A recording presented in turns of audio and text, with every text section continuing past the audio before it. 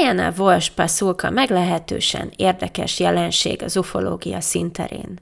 Az észak-karolinai Wilmington Egyetem vallástudományi professzora. Az elmúlt több évtizedes munkásságából a legutóbbi 10 évet a UAP kutatásnak szentelte, ugyanis meglehetősen kalandos módokon összehozta őt a sors bizonyos titkosszolgálati ügynökökkel és természettudománnyal foglalkozó tudósokkal, akik régóta az UFO valósággal foglalkoznak, mondjuk úgy, hogy teljes munkaidőben.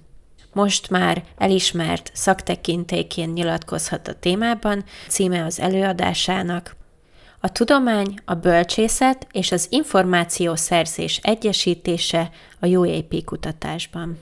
Diana előadásában említi Stephen Dick csillagász történészt, aki az Élet a Föld után című könyv szerzője. Dick úgy véli, hogy ha egy nap találkozunk egy nem emberi intelligenciával, az posztbiológiai lesz. Értsd, a biológiát meghaladó, a test utáni. Feltehetően mesterséges intelligencia lesz. Diana emellé behozza az intelligencia elvét, amelynek a lényege, amennyiben egy társadalomnak lehetősége nyílik intelligenciáját növelni, akár biotechnológia, génmanipuláció vagy mesterséges intelligencia segítségével, meg is fogja tenni, vagy elbukik a próbálkozása közben.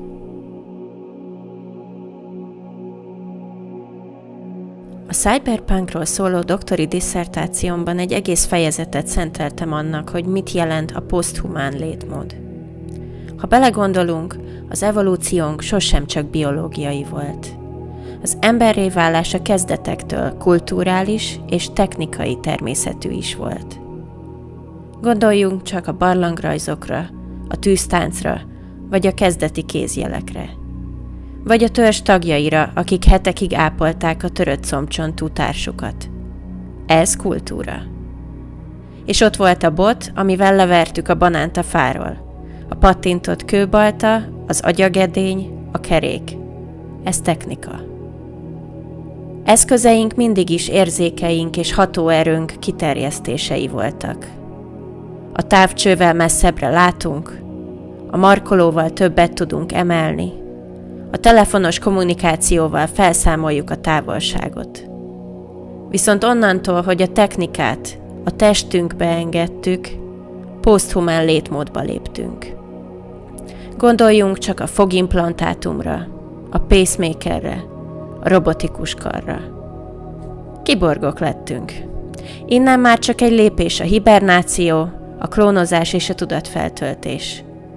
Onnantól, hogy a személyiségünket ki tudjuk emelni a testből, és át tudjuk vinni egy másik hordozóba, egy másik héjba, posztbiológiai létformák leszünk, akik immár nem csak a testbe zárva élnek, halnak. A tudatra ébredt mesterséges intelligencia sem távoli fantázia már. Eleve életünk minden területét digitalizáljuk lassan. Ott beszélgetünk, ott szórakozunk, ott dolgozunk, ott fizetünk, ott alkotunk. A ChatGPT megírja a házi feladatot, kitalálja a cég arculatát, zenét szerez, tanácsot ad, és valljuk be, sokkal több értelme lenne AI-t küldeni távoli űrküldetésekre, mint rövid életű, gyönge idegrendszerű, törékeny immunrendszerű embereket. Lehet, hogy hamarosan űrszondák tömegeit tudjuk szétküldeni a világűrbe, hogy térképezzék fel nekünk, és jelezzék, ha valami érdekeset találnak.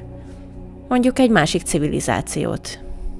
Talán bizonyos létformák már rég meghaladták a testi létmódot, és feltöltötték a tudatukat a felhőbe. Vagy egy másik dimenzióba léptek át, transzcendens lények lettek. Talán ők azok, akikkel álmainkban, halálközeli élményekben vagy meditációink során találkozunk, és angyaloknak hisszük őket. De lehet, hogy annyival fejlettebbek nálunk, hogy az univerzumunk számukra csak egy kis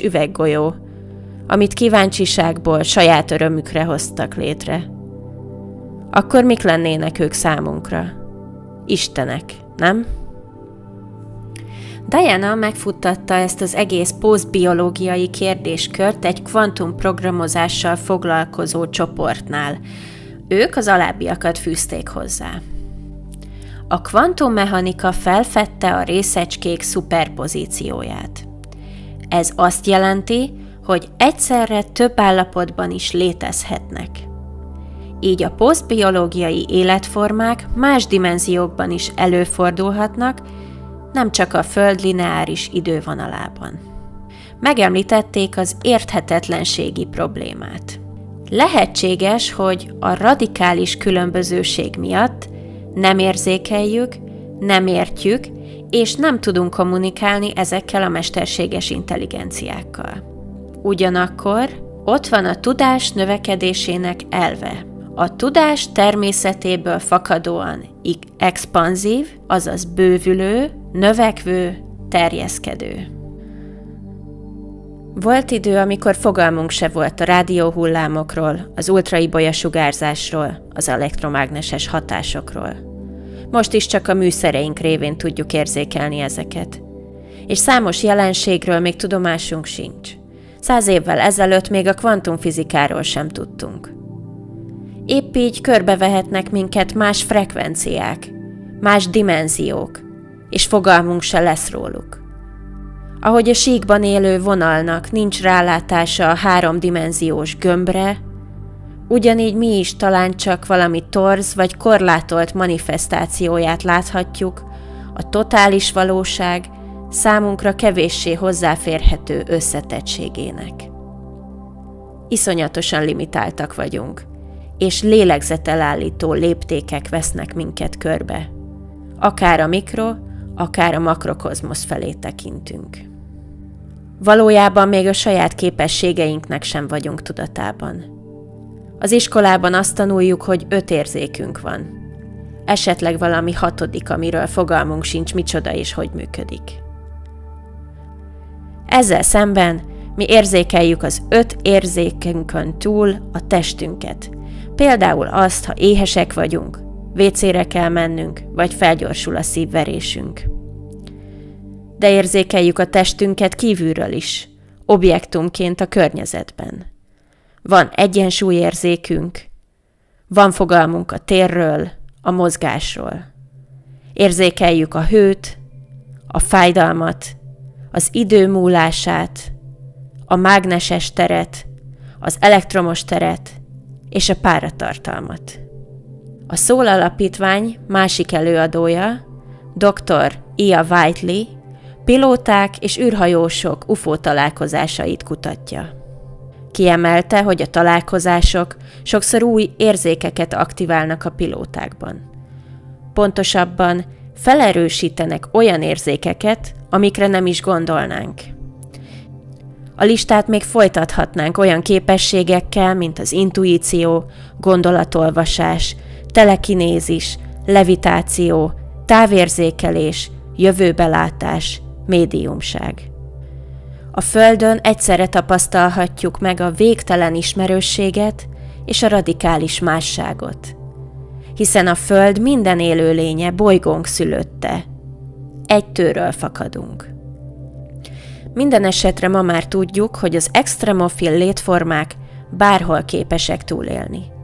Szélsőséges hidegben, extrém forróságban, egy mélytengeri vulkánban, több évezredes jégben, az űr vákuumjában. Tehát feltehetőleg az univerzum tele van élettel, annak minden formájával. Akár azt is elképzelhetőnek tartom, hogy egy galaktikus utazásra képes faj küldetésének érzi, hogy segítse az élet megjelenését és fejlődését minél több helyen. Akár egy olyan bolygón is, mint a Föld. Hozzájárul a mikroorganizmusok további evolúciójához, a komplex élet létrejöttéhez. És ehhez adhatja saját genetikáját, sok-sok bolygó létformáinak genetikáját. Idővel, ha elég bolygót benépesítenek, akkor ezekből az új lényekből szintén űrutazók lesznek, és más bolygókon rokonokra találnak. Vagy már látogatják is a Földet ezek a rokonok, ki tudja. Ez megmagyarázná, miért számolnak be ennyi humanoid formájú, értelmes lényről a megtapasztalók. Minden esetre előre nem látott, forradalmi változások is lehetségesek. A szingularitás fogalmát Neumann Jánosnak tulajdonítják, aki egy 1958-as interjúban azt mondta: az egyik beszélgetésünk a folyamatosan gyorsuló technológiai fejlődés körül forgott, amely lehetőséget adna egy szingularitásra a történelemben, amely után az ember története, ahogy jelenleg ismerjük, nem folytatódhatna. A tudományos áttörést elhozhatja a tudatra ébredő mesterséges intelligencia, vagy épp az a felismerés, hogy a lelkünk, a testünk halála után is tovább él.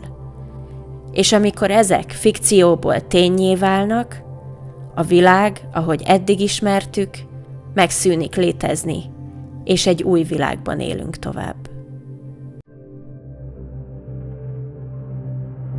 Szóval az elmondottak fényében én egészen biztos vagyok benne, hogy nem a szél lengeti a csillagokat. Ti hogy vagytok ezzel?